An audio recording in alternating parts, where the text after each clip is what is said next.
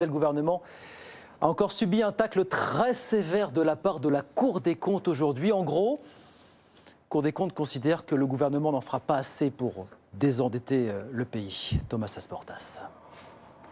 Si la France veut tenir ses engagements vis-à-vis de Bruxelles et repasser sous les 3% de déficit en 2027, elle va devoir économiser d'ici là 60 milliards d'euros. 60 milliards, c'est l'équivalent du budget de l'éducation nationale cette année.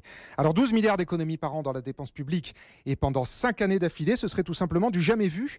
Et on voit déjà toutes les difficultés à faire passer dans le budget 2024 des coupes dans les aides à l'emploi, au logement ou encore dans les arrêts maladie.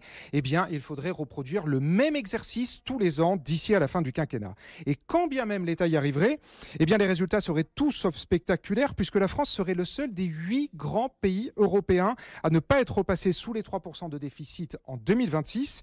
L'Italie y sera en 2025, l'Espagne dès l'année prochaine.